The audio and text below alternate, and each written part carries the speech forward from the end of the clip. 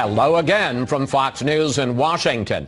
Well, it looks like we'll have a dramatic face-off on Capitol Hill this week between Supreme Court nominee Brett Kavanaugh and the woman accusing him of sexual assault 36 years ago when they were both in high school. Blasey Ford has tentatively agreed to testify before the Senate Judiciary Committee on Thursday, but her lawyers and committee staff are still negotiating the details. Right now, we can tell you about the latest Fox News poll, which shows this controversy has hurt public support for the judge. When asked, who do you believe, 36% say the accuser, Ford, while 30% say Kavanaugh. 1/3 say they're unsure. And when asked whether they support the judge's confirmation to the Supreme Court, voters say no by a margin of 10 points. Last month, before the allegation, the negative margin was just 1 point. Meanwhile, there's another explosive controversy whether President Trump will fire Deputy Attorney General Rod Rosenstein after reports that in May 2017, Rosenstein was so worried about Mr. Trump's behavior, he discussed wearing a wire to record the president and polling cabinet members about invoking the 25th Amendment to remove him from office. Secretary of State Mike Pompeo became the first top administration official to speak on this when I interviewed him yesterday. Chris, I'm not going to comment on that in any way other than to say this. I've been pretty clear since my beginning of service here in this administration. If you can't be on the team, if you're not supporting this mission, then maybe you just ought to find something else to do. I've told that to my senior colleagues. I've told it to junior folks at the CIA and the State Department. We need everyone who's engaged in helping achieve President Trump's mission. And I hope that everyone in every agency, DOJ, FBI, State Department, is on that mission. And if you're not, you should take this time to go do something more productive. And I assume that talking about wiring the president, talking about the 25th Amendment, is not being on the team. Not remotely. We'll have more of our interview with Pompeo later this hour. But first, let's get the latest on all these developments from Fox News Chief Congressional Correspondent Mike Emanuel on Capitol Hill. Mike. Chris, while there is a tentative agreement for this hearing, it is still not entirely clear if it will happen. Vice President Pence says in the end, the Senate will confirm. I believe that Judge Brett Kavanaugh will soon be Justice Brett Kavanaugh. But first, the effort continues to have Blasey Ford tell her story to lawmakers, with Kavanaugh given a chance to respond. Chairman Grassley has threatened to go right to a committee vote on Monday if there is no deal. And a White House spokeswoman responding, 1 week ago, Dr. Christine Ford claimed she was assaulted at a house party attended by 4 others. Since then, all 4 of these individuals have provided statements to the Senate Judiciary Committee denying any knowledge of the incident or even having attended such a party. Then there's a controversy following the bombshell New York Times report on Deputy Attorney General Rod Rosenstein. Advisors to Mr. Trump are strongly urging the president not to follow through on threats to fire him. Rosenstein was quick to deny the report. I never pursued or authorized recording the president, and any suggestion that I have ever advocated for the removal of the president is absolutely false. On Judge Kavanaugh, with a 51-49 Republican majority, the key will be keeping the GOP unified. Chris?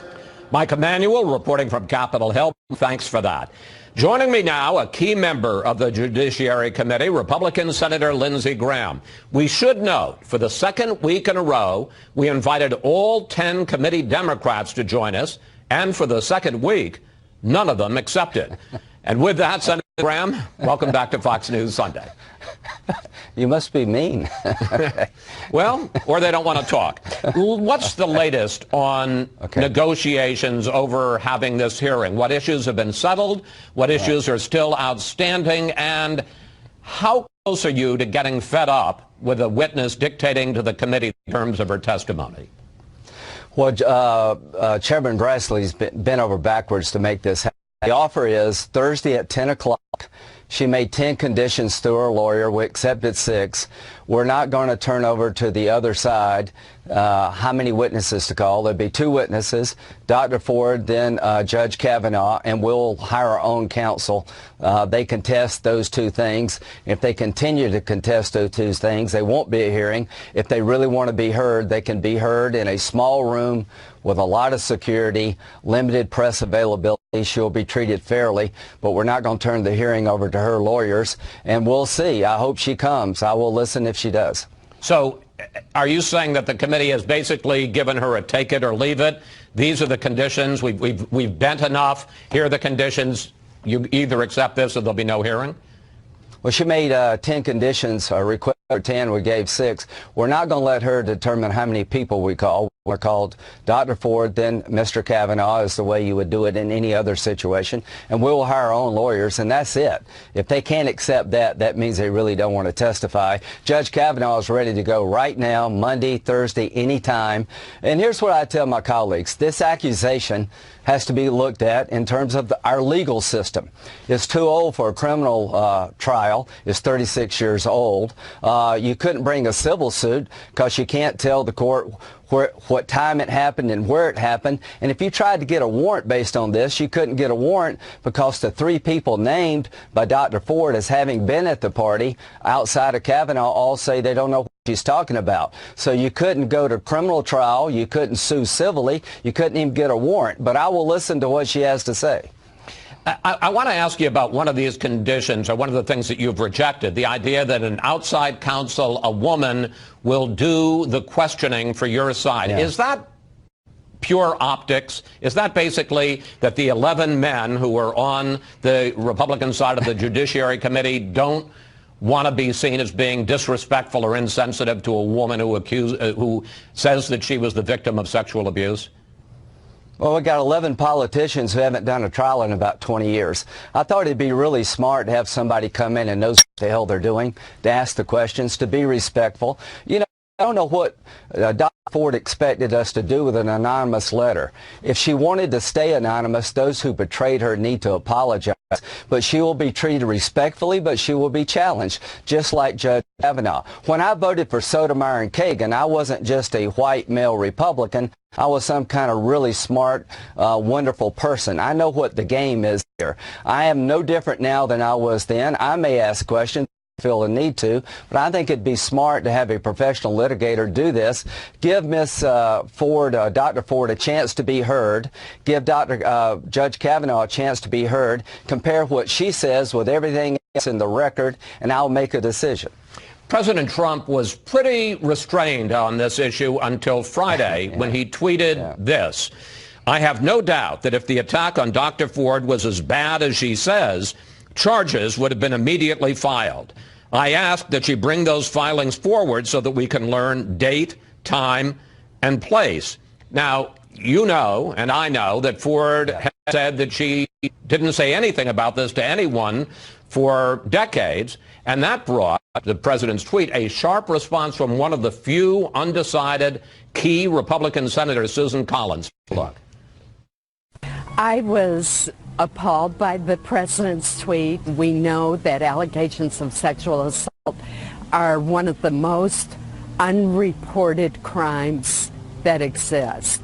So I thought that the president's tweet was completely inappropriate and wrong. Senator, does the president realize, and frankly, do you realize, that if you're seen, if all of you are seen as not treating this woman sensitively, respectfully, that this nomination could go down? Well, here's what I do know. I was a prosecutor, defense attorney, and a judge. For every woman that comes forward regarding an allegation like this, God only knows how many never come forward. Also know that sometimes people are accused of things they didn't do.